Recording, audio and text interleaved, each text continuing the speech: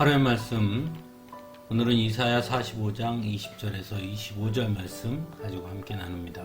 성경 봉독합니다. 이방 나라에서 살아남은 자들아 모여오너라. 다 함께 가까이 오너라. 나무 우상을 들고 다니는 자들과 구원하지도 못하는 신에게 기도하는 자들은 무지한 자들이다. 너희는 앞일을 말하고 진술하여 보아라. 함께 의논하여 보아라. 누가 예로부터 이 일을 들려주었으며 누가 이전부터 이 일을 알려주었느냐. 나 주가 아니고 누구냐. 나밖에 다른 신은 없다. 나는 공의와 구원을 베푸는 하나님이니 나밖에 다른 신은 없다. 땅끝까지 흩어져 있는 사람들아 모두 나에게 돌아와서 구원을 받아라. 내가 하나님이며 나밖에 다른 신은 없기 때문이다. 내가 나를 두고 맹세한다. 나의 입에서 공의로운 말이 나갔으니 그 말이 거저 되돌아오지는 않는다.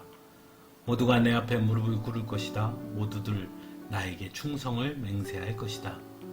참으로 주님께만 공의와 능력이 있다고 사람들이 나에게 고백할 것이다. 사람들이 그에게 올 것이나 그에게 대항하던 자들은 모두 부끄러움을 당할 것이다. 그러나 이스라엘 자손은 모두 주 안에서 의롭다는 인정을 받고 영예를 얻을 것이다. 아멘. 구약 성경의 이스라엘 백성들을 보면서 드는 생각 중에 하나는 왜 이스라엘 백성들은 하나님의 은혜를 수없이 경험했으면서도 그토록 자꾸 이방신들을 섬겼을까 하는 궁금증입니다.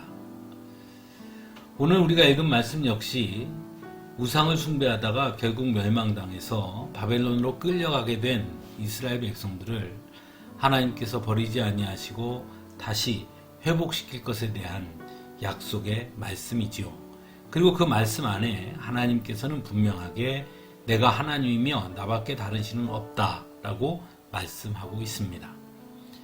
그만큼 이스라엘 백성들은 하나님을 온전히 섬기지 않았다는 반증이기도 합니다.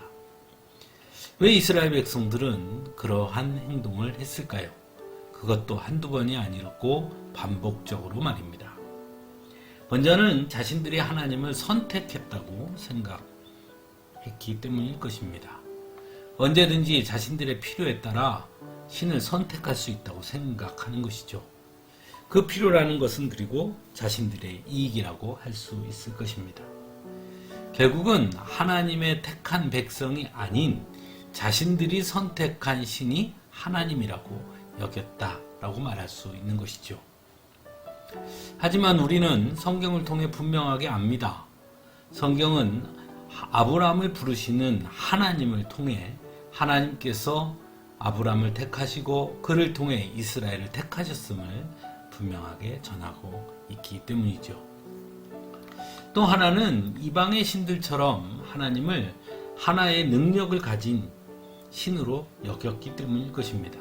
즉 농사에는 농사의 신이 있고 전쟁에는 전쟁의 신이 있고 물의 신이 있고 불을 다스리는 신이 있고 각각의 그런 능력을 가진 신들이 있다고 여겼다는 것이죠. 그래서 하나님은 양치는 자들의 신, 즉 목축의 신으로만 여겼던 것입니다. 그것은 하나님의 이름을 야훼라고 한 것으로 봐도 그 야훼라는 이름 안에는 곧 양치는 자들의 하나님이라는 뜻이 있음을 보면 알 수 있습니다. 그래서 그들은 농사를 짓게 되자 농사의 신인 바알과 아세라를 섬기게 된 것이죠. 하지만 하나님은 성경에서 단순히 양치는 자들의 하나님이 아님을 분명히 전하고 있습니다. 전쟁에도 능하신 하나님이요 만군의 주님이시고 왕중의 왕이시며 창조의 하나님이시고 비와 번개를 다스리시는 하나님, 즉 온 천지 만분을 다스리시며 모든 것이 주의 주권 아래에 있음을 성경은 분명하게 우리에게 전하고 있음을 우리는 볼 수 있습니다. 하지만 이스라엘 백성들은 그것들을 잘 깨닫지 못했던 것이죠. 결국 이스라엘 백성들이 우상을 숭배했던 것은 하나님과의 관계에 대한 잘못된 생각 때문이었다라고 말할 수 있을 것입니다. 하나님은 이스라엘 백성들을 사랑으로 여기셨고 그리고 자녀로 삼아 주셨지만 그들은 하나님을 계약의 관계로 여겼던 것이죠. 그래서 무엇인가를 우리에게 주는 신, 우리가 필요하면 택하는 신으로 여겼던 것입니다. 오늘날의 신앙인들 중에도 이처럼 하나님과의 관계를 잘못 이해하고 있는 분들이 있습니다. 즉 하나님을 믿는 이유가 무엇인가를 얻기 위해서처럼 철저하게 자신의 목적을 이루기 위해서인 분들이 있다는 것입니다. 그리고 마치 그것이 당연한 것처럼 여긴다는 것이죠. 그래서 신앙의 행위가 모두 목적을 위한 행위가 되어버린다는 것입니다. 기도하는 이유도, 예배하는 이유도, 헌신하고 봉사하는 이유도 저마다의 목적이 있는 것이죠. 그 목적을 이루기 위해서 기도하고 예배하고 봉사하고 헌신한다는 것입니다. 그러다 보니 자신의 목적대로 이루어지지 않으면 하나님을 원망하고 불평하게 되고 더 나아가 신앙을 버리는 경우도 있음을 우리는 보게 됩니다.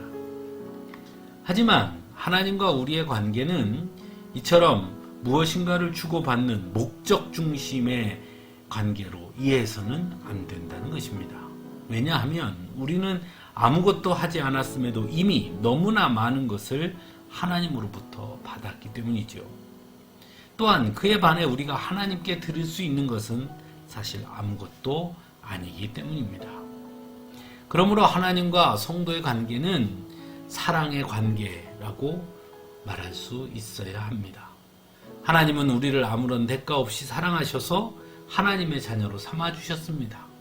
무엇보다 우리가 하나님을 선택한 것이 아니라 하나님께서 우리를 선택해 주셨음을 또한 분명히 알아야 하는 것입니다.